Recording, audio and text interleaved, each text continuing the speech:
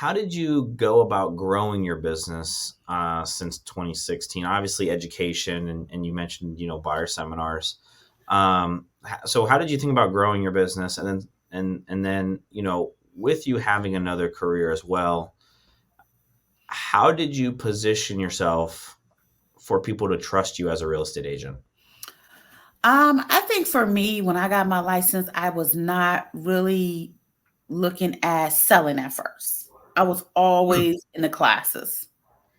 I wanted to be a realtor that knew what I was talking about. You know what I mean? So as soon as I got my license, I was at Carlton Realty at the time, a great brokerage, great broker. He's about his business. You better not write a contract without going to contract class, And I like that about Bob. And I did a lot of training to be a good realtor. I didn't want to be just a realtor.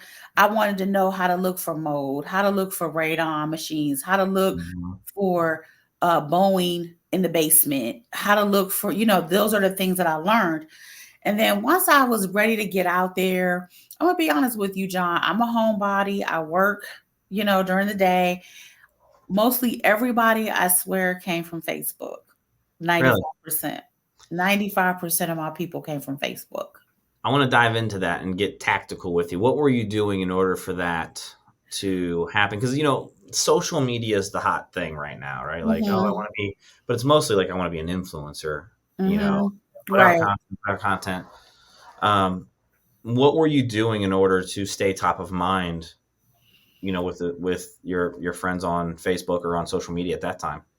Well, to be honest, none of them was my friends. So what I would do was I would make a lot of and I was a very private person on Facebook until I got into real estate. I wouldn't set people I didn't know. I wouldn't do any of that. Then I got real estate and I'm just letting anybody in. You know what I'm saying? friend. And so I had to delete some because some young guy was inboxing me. I'm like, dude, I'm 45. I have a 25-year-old son, you know. But what I would do is I would make posts about programs and I would make them public and I would share them and I would share them in groups. And I Mm. think I got in this group on Facebook called Sis, What's Your Business? And I think I got in there and I posted a lot of programs. And I didn't post about real estate as much, or I posted more about the programs they can get. And you can get a house and you don't have to have 20% down and you can do this. And I got people that way. And then I also used to go around and I did a Mother's Day brunch. I cannot tell you how I met Shayna. I cannot remember, but I'm sure it was from Facebook. She had a Mother's Day brunch. That's where I got a listing from.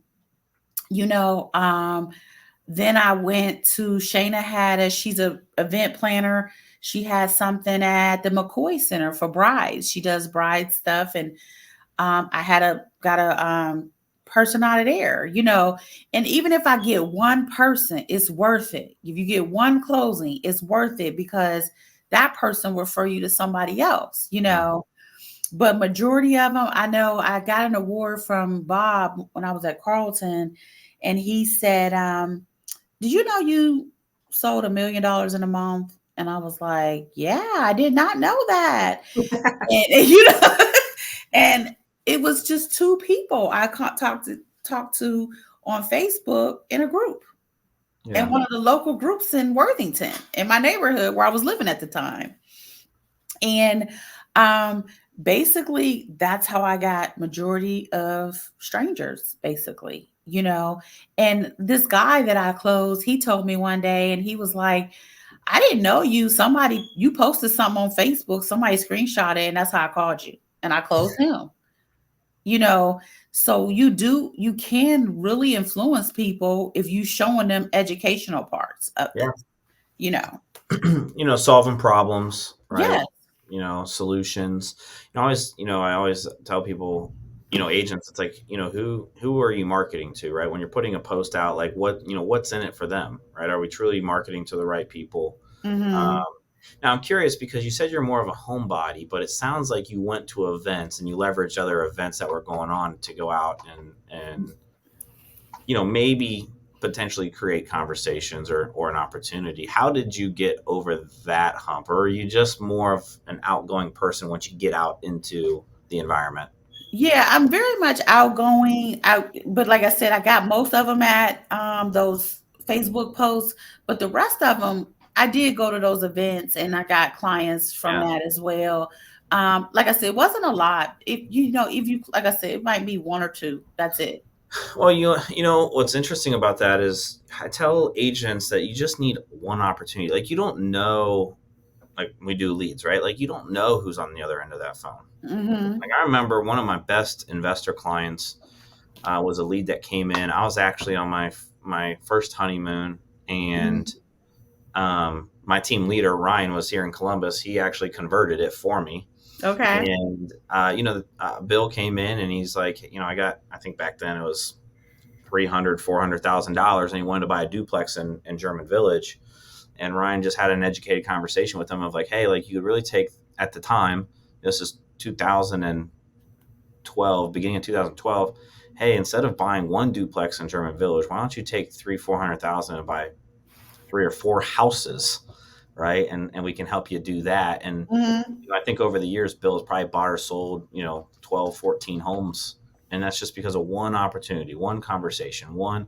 So, like for your story, right? And it's still going, right? Like, those people that you may have ran into in the beginning of your career may be lifetime referring partners, right? Um, Yes. and, as agents, you just got to get out there and create those conversations and those opportunities. And what I forgot.